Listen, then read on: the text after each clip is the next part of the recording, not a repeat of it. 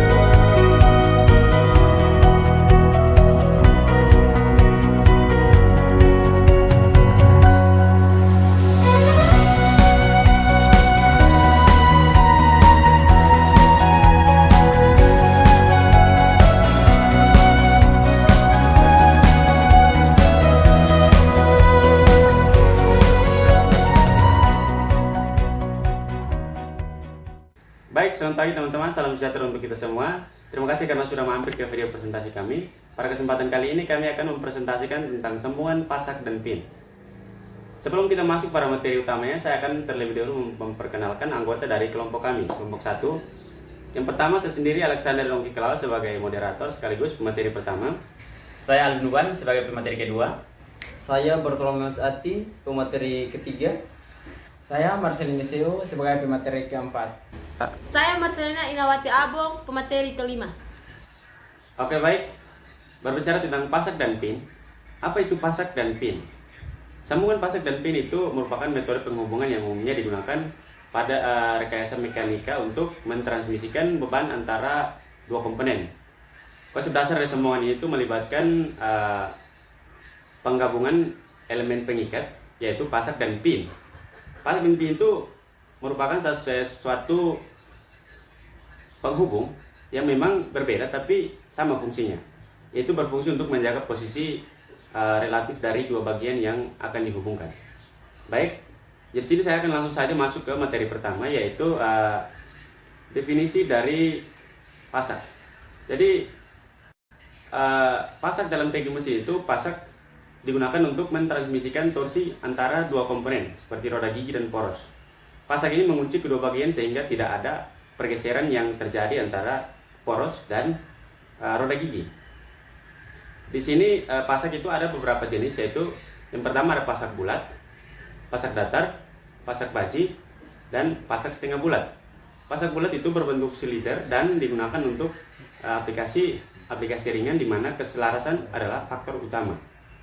Yang kedua itu pasak datar. Pasak datar berbentuk persegi panjang dan dimasukkan ke dalam alur yang sudah dipotong pada roda gigi ataupun porosnya untuk menghubungkan kedua bagian tersebut. Yang berikut adalah pasak baji. Pasak baji itu merupakan pasak yang memberikan penguncian yang sangat kuat.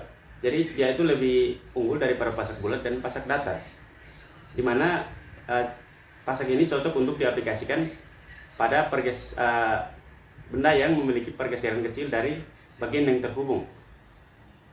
Dan yang berikut adalah pasak setengah bulat.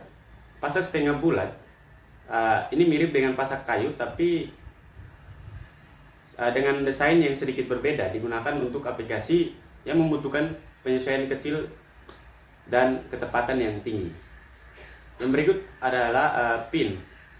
Dalam teknik mesin, pin adalah elemen pengunci yang sama seperti pasak, yang digunakan untuk menjaga komponen-komponen mekanis tetap pada tempatnya. Jadi menjaga supaya tidak terjadi pergeseran antara poros dan roda gigi, contoh seperti itu.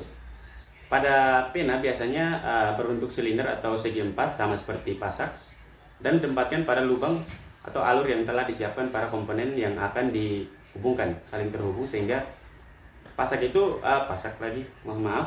pena itu berfungsi sebagai pengunci antara poros dan roda gigi. Di sini pena atau pin ada beberapa jenis pin, yaitu yang pertama ada pin silinder, yang kedua pin tirus, yang ketiga pin belah, yang keempat adalah pin gulung atau roll pin. Pin silinder itu dia berbentuk silinder lurus dan digunakan untuk penguncian sederhana yang menyelaraskan kedua komponen yang akan dikunci. Yang kedua itu adalah pin tirus, di mana pin ini memiliki bentuk kerucut dan memberikan penguncian yang lebih kuat karena permukaannya yang menyempit. Yang ketiga itu adalah pin bulat atau split pin. Pin ini terdiri dari dua bagian yang dapat dipisahkan dan digunakan untuk penguncian yang dapat dilepas dengan mudah. Yang berikut ada pin gulung. Pin gulung berbentuk tabung dengan celah di sepanjang bagiannya dan digunakan dalam aplikasi di mana fleksibilitas dan penguncian yang kuat itu sangat diperlukan dalam proses pengerjaannya. Di sini ada keunggulan dan kekurangan atau keterbatasan daripada pasak dan pena. Di mana keunggulan dari sambungan pada sambungan pasak ini yang pertama itu variasi material, di mana sambungan memungkinkan penggunaan berbagai jenis material seperti baja, beton, atau kayu yang dapat disesuaikan dengan kebutuhan spesifik proyek. Yang kedua itu adaptasi bentuk. Dengan sambungan yang dirancang dengan baik dan terstruktur dapat dibentuk menjadi konfigurasi yang kompleks dan inovatif. Misalnya sambungan dapat digunakan untuk menciptakan lengkungan atau bentuk geometris yang tidak mungkin dicapai dengan elemen tunggal. Yang berikut adalah pengurangan stres atau tegangan, di mana sambungan dapat membantu mendistribusikan beban secara lebih merata di seluruh struktur. Yang berikut adalah modularitas, di mana dalam banyak aplikasi sambungan memungkinkan pendekatan modular dalam konstruksi, di mana bagian-bagian struktur dapat diproduksi secara terpisah dan kemudian dirakit di sebuah lokasi. Yang berikut adalah keterbatasan daripada pasak. Meskipun sambungan pasak itu terdapat banyak keunggulan, ada juga keterbatasan signifikan terkait kemampuannya dalam menahan beban. Di sini ada kekuatannya itu terbatas. Setiap sambungan ini memiliki batas kekuatan tertentu tergantung pada desain dan material yang digunakan. Itu yang berikut kerentanan terhadap keausan, di mana sambungan ini seringkali merupakan titik lemah dalam struktur karena mereka rentan terhadap kerusakan akibat pergeseran berulang-ulang seiring berjalannya waktu. Yang berikut adalah kompleksitas perhitungan struktural. Mendesain sambungan ini mampu menahan beban dengan aman, memerlukan analisis teknis yang mendalam dan seringkali itu sangat rumit. Kesalahan dalam perhitungan dapat berakibat fatal karena pasak dan pena itu sangat berperan penting dalam mengunci sebuah material antara poros dan roda gigi. Yang terakhir dari keterbatasan sambungan pasak dan pin ini adalah biaya pembangunan. Meskipun sambungan itu memberikan fleksibilitas desain, mereka juga bisa meningkatkan biaya pembangunan karena membutuhkan teknik khusus dan material tambahan untuk memastikan kekuatan dan stabilitas pasak dan pen tersebut. Dengan mempertimbangkan keunggulan dan keterbatasan ini, penting bagi arsitek ataupun para produsen untuk merancang sambungan dengan hati-hati agar memenuhi persyaratan profesional serta estetika tanpa mengorbankan keamanan struktural. Baik, sekian dari materi saya. Untuk selanjutnya akan dilanjutkan oleh materi berikutnya, yaitu Saudara Alvin Nurban. Kepada Saudara Alvin Nurban, saya persilakan. Baik, terima kasih atas waktu dan kesempatan yang diberikan kepada saya untuk melanjutkan materi selanjutnya mengenai implementasi sambungan pasak dan pin. Seperti yang kita ketahui sebelumnya bahwa sambungan pasak dan pin merupakan salah satu jenis sambungan mekanis yang sangat umum digunakan dalam berbagai bidang teknik, terutama dalam bidang teknik mesin. Keunggulannya dalam hal kekuatan, kesederhanaan, dan biaya produksi yang relatif rendah. Hal ini membuatnya menjadi pilihan yang sangat populer untuk menghubungkan berbagai komponen mesin. Untuk itu, mari kita bahas lebih lanjut mengenai penerapan sambungan ini pada berbagai bidang. Yang pertama pada bidang mesin industri. Sambungan pasak dan pin sering sekali ditemukan pada gearbox, kopling, dan juga roda gigi. Pada gearbox, sambungan pasak dan pin sering sekali digunakan untuk menghubungkan poros input dan output pada gearbox. Hal ini memastikan agar transfer tenaga yang lebih efisien. Yang kedua, pada kopling. Baik pasak maupun pin dapat digunakan untuk menghubungkan atau memisahkan dua poros yang berputar seperti pada kopling kendaraan atau pada mesin industri. Yang ketiga, roda gigi. Sambungan pasak dan pin sering sekali digunakan untuk mengamankan roda gigi pada porosnya. Hal ini mencegah agar tidak terjadinya slip dan juga kerusakan pada roda gigi. Yang berikut, aplikasi dalam bidang otomotif. Pada kendaraan bermotor, sambungan pasak dan pin banyak digunakan pada yang pertama, sambungan poros roda. Pada sambungan poros roda, sambungan pin dan juga pasak sering sekali digunakan dalam berfungsi untuk menghubungkan roda gigi dan poros roda. Yang kedua, pada komponen transmisi. Untuk menghubungkan berbagai komponen transmisi seperti poros input dan poros output, dan gigi-gigi transmisi. Yang ketiga, contoh pada bidang lainnya. Selain pada mesin industri dan otomotif, sambungan pasak dan pin juga banyak digunakan atau diaplikasikan pada yang pertama, peralatan konstruksi seperti digunakan pada ekskavator dan juga bulldozer. Yang kedua, pada peralatan manufaktur. Pada peralatan manufaktur, pasak dan pin sering sekali ditemukan pada mesin perkakas, mesin produksi, dan peralatan industri lainnya. Selanjutnya, simulasi kekuatan dan kelayakan sambungan pasak dan juga pin. Pengujian kekuatan sambungan pasak dan pin. Pengujian kekuatan sambungan adalah proses penting dalam rekayasa untuk memastikan bahwa sambungan antara komponen dapat menahan beban yang diharapkan selama penggunaan. Ada beberapa metode yang umum digunakan untuk mengevaluasi kekuatan sambungan, termasuk simulasi komputer tes beban fisik. Berikut adalah penjelasan mendetail mengenai kedua metode tersebut. Yang pertama, simulasi komputer. Simulasi komputer menggunakan perangkat lunak rekayasa untuk memodelkan perilaku sambungan di bawah berbagai beban. Keuntungan dari simulasi komputer adalah kemampuannya untuk melakukan analisis dalam berbagai skenario atau risiko terjadinya kecelakaan fisik pada properti. Selain itu, perubahan pada desain yang dilakukan pada pasak dan pin dengan cepat dan biayanya relatif rendah. Yang kedua, pada tes beban.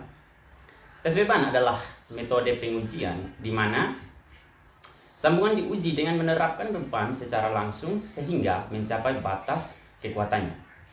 Metode ini memberikan data empiris yang sangat berharga tentang kinerja sambungan dalam kondisi yang nyata. Yang berikut, analisis kelayakan pada sambungan pasak dan juga pin. Analisis kelayakan adalah proses penting dalam rekayasa struktur yang bertujuan untuk memastikan sambungan antara komponen dan menahan beban dan dalam kondisi operasional yang diharapkan.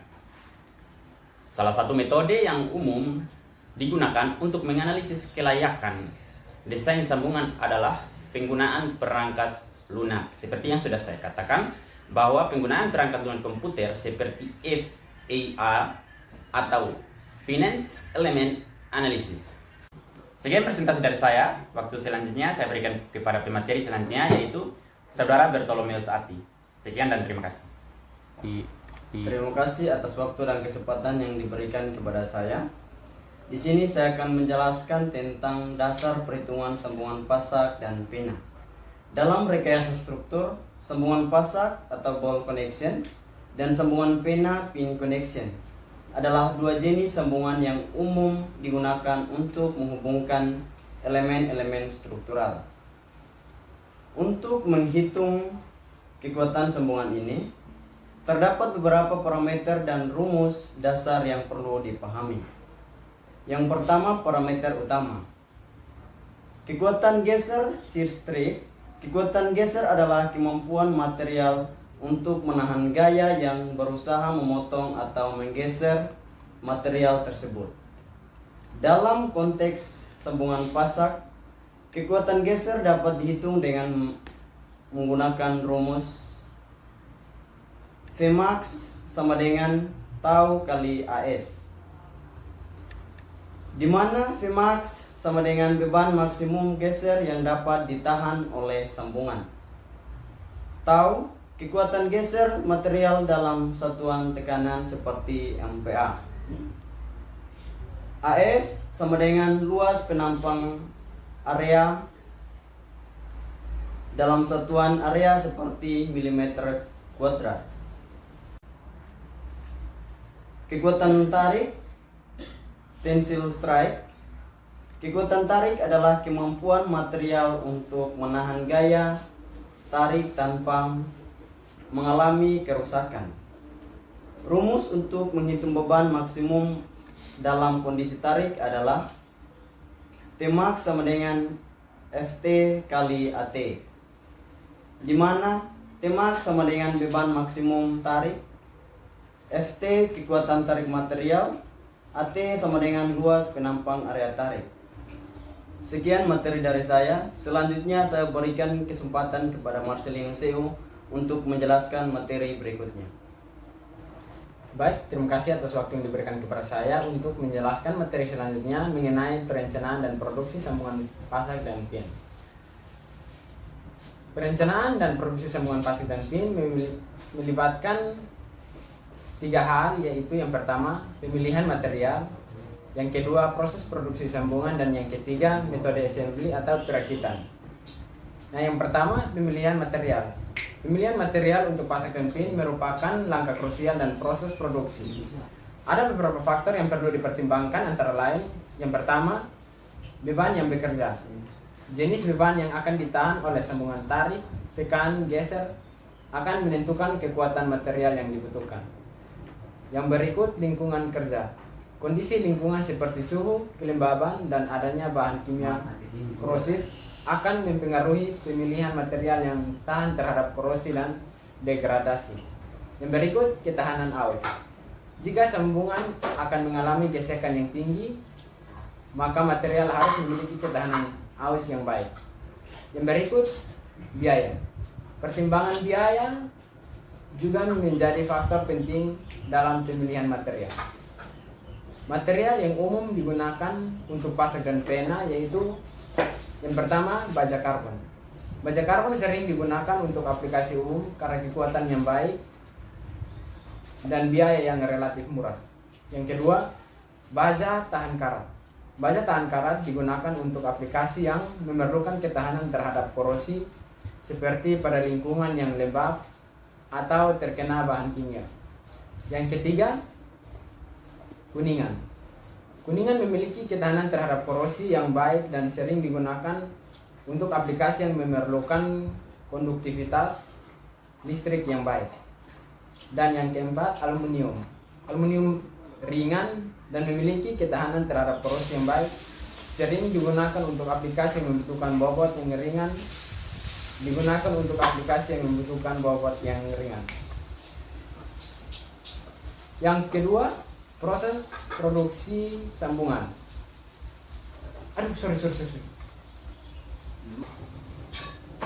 Yang keempat, aluminium.